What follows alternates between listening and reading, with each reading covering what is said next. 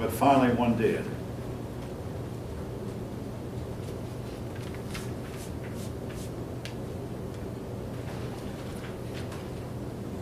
I've mentioned how that Emperor Kublai Khan tried to conquer Japan.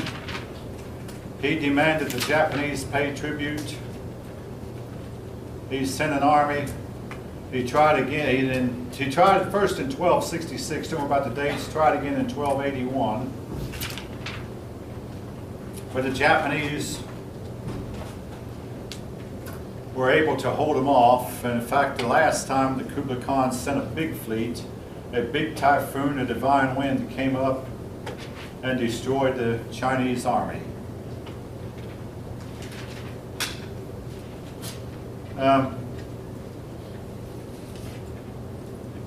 Japan copied China's system of testing. This exam. Let's see, what is this?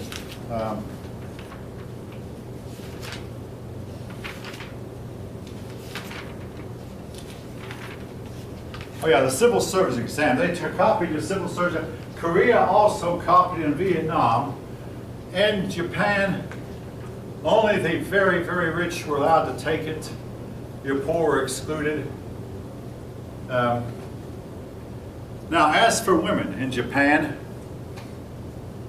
their status has varied so much you cannot make a generalized statement. In some cases, their women were looked on as being nearly equal. They varied not only from time to time, but from place to place. Even during the same year, women over in one part of Japan might be looked on as equal, women in other parts looked on as inferior.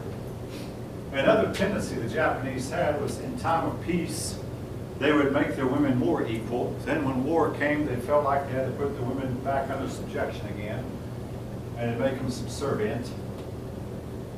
So you cannot make a blanket statement. Their women's status varied from time to time and from place to place.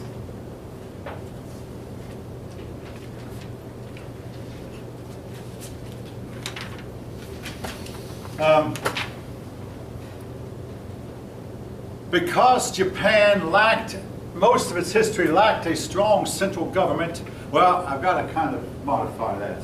They had an emperor. For 2,600 years, they've had the same royal family ruling. And some emperors were actually in charge, but they were the minority. But nevertheless, they had a tendency throughout their history to go back and forth like a pendulum from local, feudal, local lords being in charge to a strong central government, not headed up by the emperor, but headed up by a powerful shogun or a powerful prime minister. This was true during World War II when we learned that the emperor was nothing more than a figurehead, that the country was being run by Tojo and various warlords. But they would go back and forth. The lords would dominate for a while, and then the central government would dominate, which leads your authors to ask the book, was Japan a feudal system? And this was a word I really want you to learn. Some authors say that no, feudalism should only be applied to Europe, that Europe only had a true system. The word feudalism means, again, you have a king, you have an emperor, but he has little authority. That the local lords, the dukes, the counts, the barons, they're the real power. And there is a very, very limited central government. The local lords govern and rule as they please. That's what Europe had for several hundred years. And your book asks the question, was Japan such a society?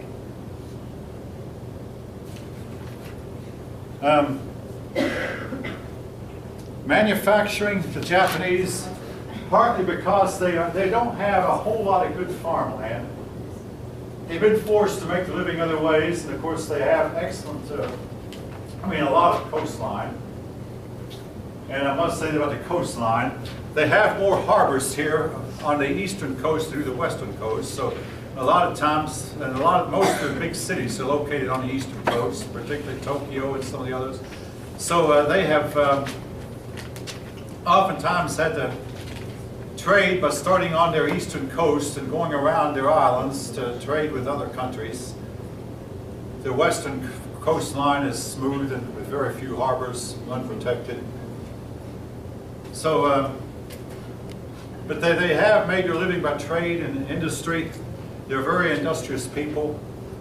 I cannot say they're really an inventive people. I can't really name anything they've invented, but they are excellent copiers. They can take items that other peoples have invented and improve upon them. They did not, for instance, invent the automobile, but they can make good ones. They did not invent the airplane, but they can make good ones. As far as I know, they didn't invent the piano, but again, they make excellent pianos. They make excellent trumpets, excellent musical instruments of various kinds. But and as far as my research goes, they did not invent any of these things. They're copiers. Now, at Lockheed, there's a story going around that some Japanese visited Lockheed one day and looked at Lockheed's machinery. And even with their fine suits and ties and nicely shined shoes, they would crawl up under some of Lockheed's machines and get their clothes all dirty and then be scribbling down what they saw. They weren't allowed to bring in cameras, but they would copy diagrams and take notes. They went back to Japan with the notes they'd taken and built some machines that were better than anything Lockheed had. And Lockheed wound up buying 2 of their machines from the Shinippon Kokis that Lockheed used for some 20 years before they took all their machinery out. Again, they were excellent copiers, but not really. They could take an invention that someone else invented and improve upon it. In the way of manufacturing, they actually had a plan in the 20th century to where they would take over this entire part of the globe, including India, and they would be the head. They called themselves the Empire of the Rising Sun, and they would force these people to give them their raw materials, and they'd manufacture them and sell the finished product back to these countries. As you may know, the United States prevented that. So they're still manufacturers, and a lot of their products find their way into the United States, as I think all of you may know. Their religion. Their religion is what you call Shinto. However, of all the peoples on earth, the Japanese are probably the least religious people and least devoted to their religion. Shintoism says, among other things, that the emperor is divine, the state is not capable of making a mistake, the state is like heaven and it's always right, incapable of sin, therefore should never be accused of any fault or sin. The religion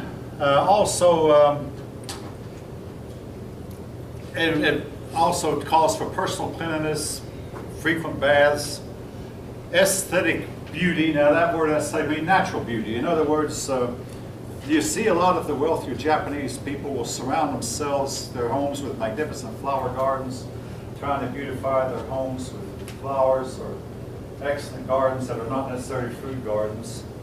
Again, they believe in beauty. The tea ceremony.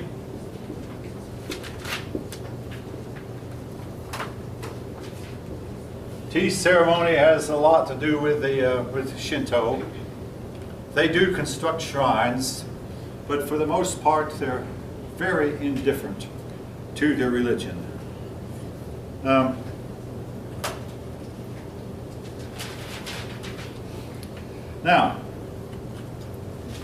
Buddhism made headway into China, meaning Japan. From China, the Chinese are credited with bringing 2 things into Japan, Buddhism and smallpox. Buddhism, though, made some headway in Japan, but it was looked on with suspicion. The Japanese have generally been resistant to foreign religions, much more so than other peoples. In fact, they've been resistant to religion almost per se. All right, as for smallpox, you may not realize what a killer it has been down through the ages. I don't even know where smallpox started out, but it spread throughout much of the world. And eventually, like I say, found its way to China and found its way to Korea and found its way to Japan. and it would decimate the population of these people. The worst cases, though, was when it found its way to North America and killed about 90%, well, between smallpox and typhus and outright murder, 90% of the native Indian population, American Indians, did not meet a natural death or met an untimely early death as a result of these diseases. Again, smallpox is considered to be eradicated.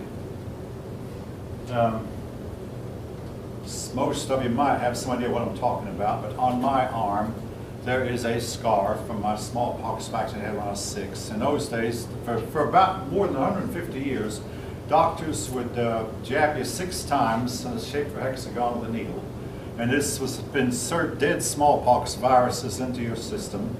And these viruses would fester up and make a scar that is permanent, still there. And you would see that on everybody who wore short sleeves for many generations. Now, it's not done that way anymore.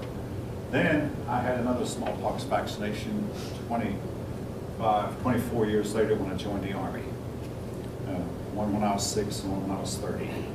The Army was still vaccinating against smallpox because they learned that the smallpox vaccinations you might have received as a child do not last more than about 8 or 10 years. We didn't know that at first. Again, I don't know if smallpox vaccination is still given or not. I will say this, my wife took care of that for me, and our children were vaccinated with all the required vaccinations, of which possibly smallpox was one of them.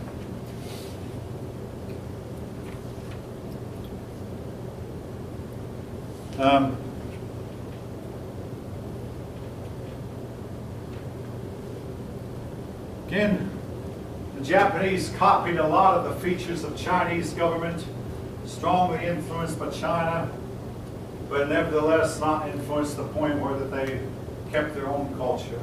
They really developed their own unique culture, different from the culture of the mainland.